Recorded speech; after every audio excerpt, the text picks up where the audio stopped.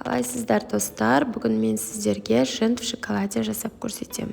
Ол үшін бізге 300 грамм талқан және 150 грамм сары май ертілген және 100 грамм сгущенка болса болды. Олай болса кеттік достар. Талқанымызды алып, сары майымызды құйып, үстіне сгущенканы салып жақсылап араластырамыз. Бір-біріне бірігіп, сондай жабысатындай қоспа болғанша араластырып көреміз.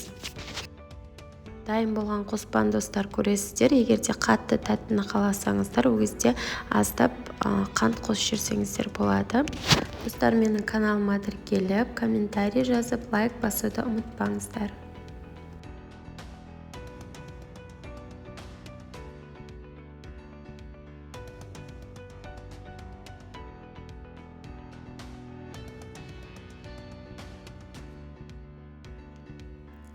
Достар, мінекей біздің қоспамыз дайын болды. Тура видеодағыдай жасасаңыздар болды.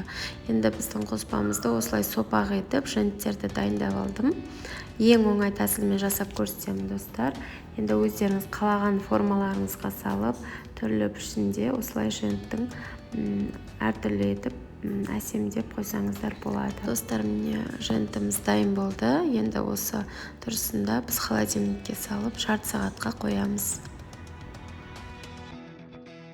Жентіміз қатып дайын болғаннан кейін, достар, мен альпенгольд шоколадын алып, осылай водяной баняда ертіп, астына суды қайнатып, үстіне ыдысқа шоколадымызды салып, осылай ертіп алдым.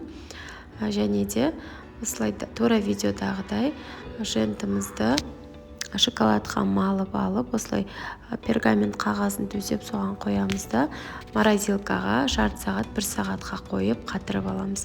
Үстіне кез келген дәнді сеуіп, осылай үгітіп сепсеңіздер өте әдемі дәмді шығады.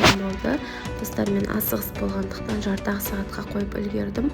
Ал сіздер 1 сағат, 1,5 сағатқа шоколады қатқанша қойсаңыздар, дәмі деген өте күшті шықты достар.